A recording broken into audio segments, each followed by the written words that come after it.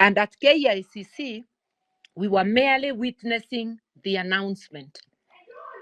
As far as I'm concerned, from KICC, Kibaki was announced winner, and we made arrangements for him to be sworn the same day at 5 p.m. because it was announced at 4. Swearing started at 5 p.m. going on. The ceremony went on past 6. It was necessary. Yeah, let me finish. It was necessary. His mandate was ending that day on 30th. Excuse me. It was ending on 30th. It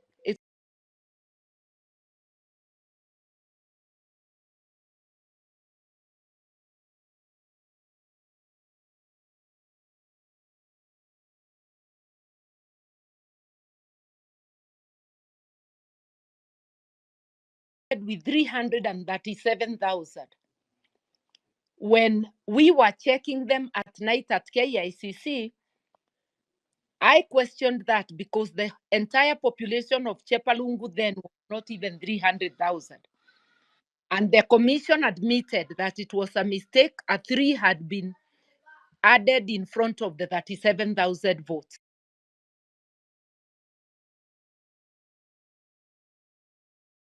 The Juja with Tharaka Nithi, at that time, we did not know exactly the extent of the fraud until the Krieger report.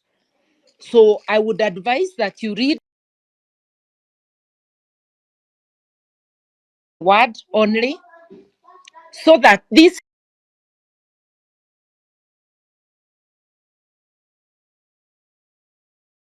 end. I was at KICC, just like Orengo and others were for Raila. I hope I have answered. I have another question. No? Sorry, I have an echo. I'm in the boardroom. Are you benefiting right now from this movement?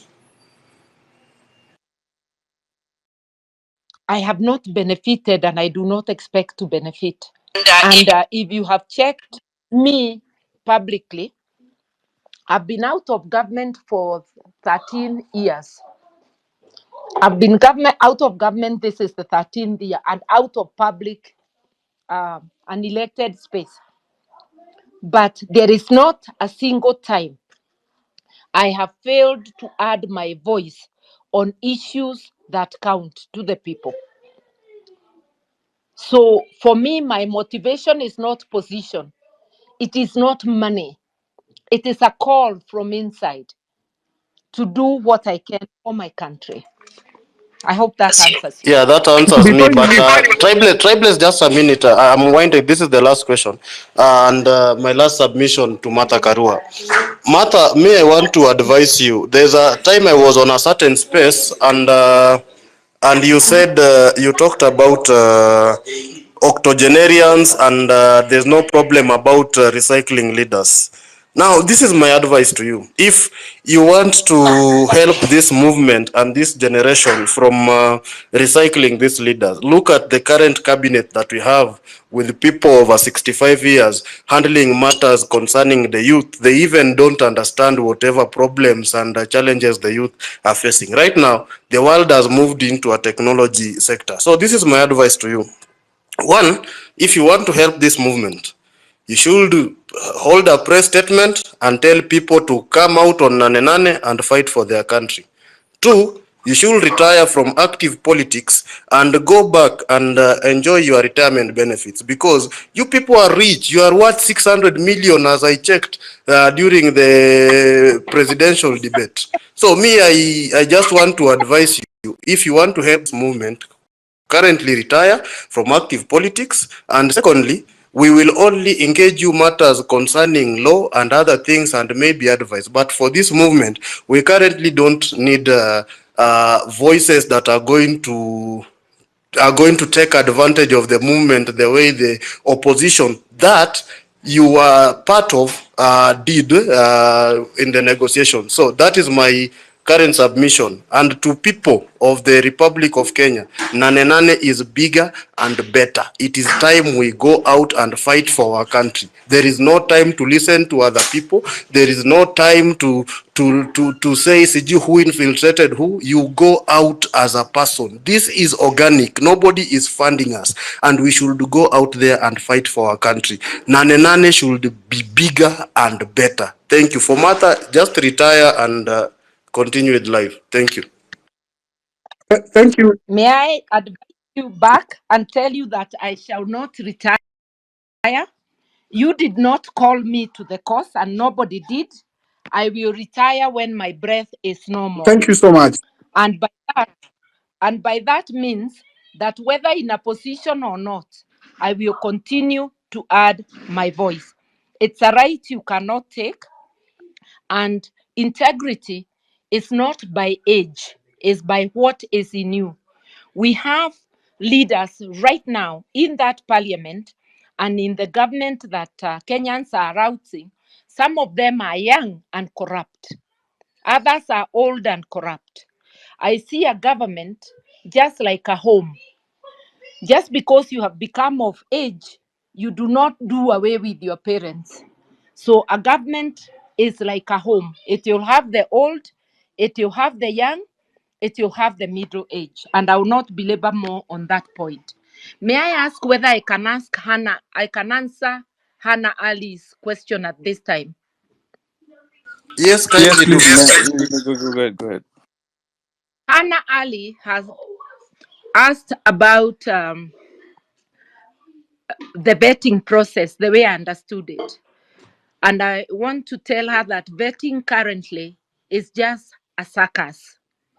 And yes, there are false declarations of wealth.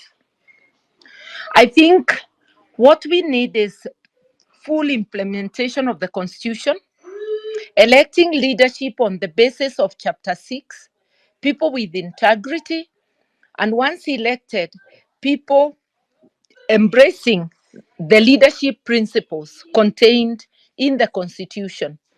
It is a big blot on our institutions, beginning with Parliament, the DCI, EACC, sometimes the courts. Our systems are broken. The transparency that is embedded in our Constitution means yearly when leaders, public officers declare wealth, it should not be in a sealed envelope. It should be open, and it should be somewhere online people can check, where people can participate, where people can question the amount declared, and where investigations can be had. Indictment on us as the people, because the professionals manning those institutions are Kenyans. And we collectively, not individually, because individually we are not all corrupt. Collectively, we are the ones rigging the system against ourselves. Right now, we are calling on the police to act in accordance with the law. We are happy when some of the courts act in accordance with the law. We need a conversation as Kenyans.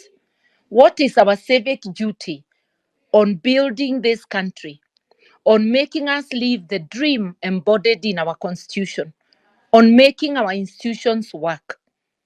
Even the corruption in leadership and during voting is aided and abetted by the people. We need to have a conversation on how to get over this.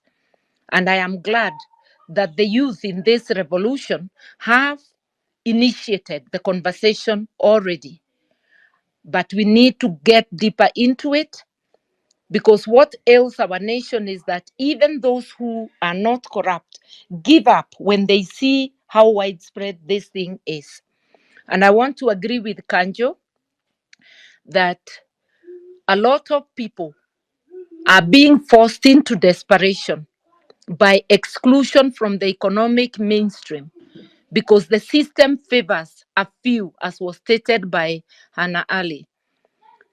The state has been sort of repurposed to serve the ruling elite, not to serve a majority. And something I forgot to add